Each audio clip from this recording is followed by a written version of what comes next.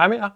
Nu vil jeg vise jer et super simpelt flåd setup med et bombarderflåd, som er super effektivt, når man skal ud og fiske hornfisk nu her, og som i øvrigt sagtens skal bruges til fiskeri i pull-and-take-søerne eller til helt almindelig kystfiskeri. Fordelen med at fiske med bombarderflåd som dem her, det er, at man har mulighed for som spændfisker at fiske med ekstremt små og lette agn, og samtidig kaste rigtig langt. Så det har sin fordel på visse dage. Så det vil jeg lige vise, hvordan jeg rækker op nu her. Nå, jeg har snydt det på forhånd. Jeg har trådt mit bombarderflåd på min flettede line. Så kører jeg en lille gummiperle på linen. Og den perle skal jeg på, sådan så den ikke banker ned i den knude, jeg lige om lidt skal lave ned til min svivl. Bum. Kører en gummiperle på. Så kører jeg min svivl på. Igen bare med en flettelingeknude, en palmarknude.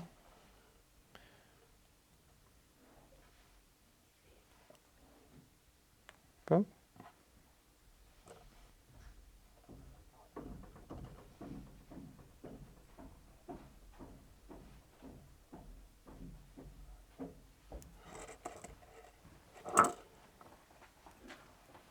Sådan der.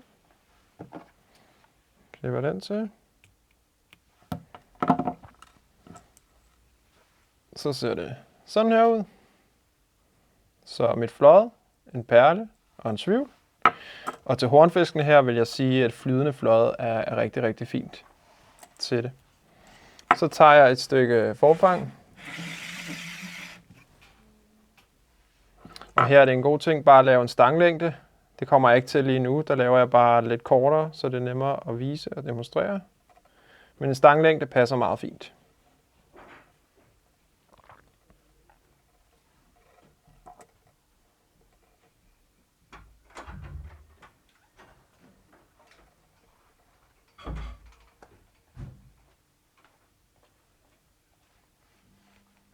Piller den på. Bum.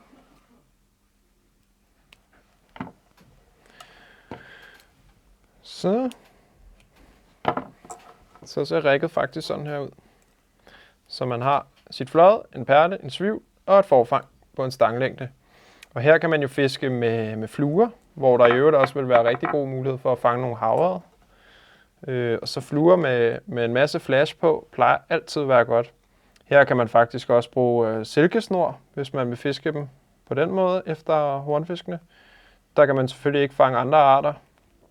Men sådan en flue, som sådan en tobis-imitation, jeg har her, vil være rigtig fint til det.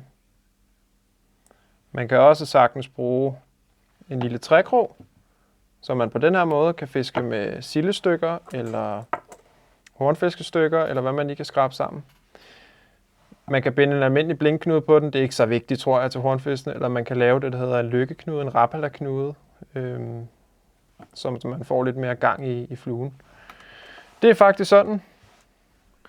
Og sådan her ser flådsetupet ud.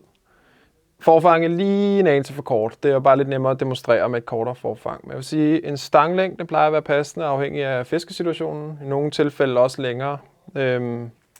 Der er ikke andet for end bare at sige knæk og bræk med det, og rigtig god fornøjelse. Det er super sjovt fiskeri. Ha' det godt.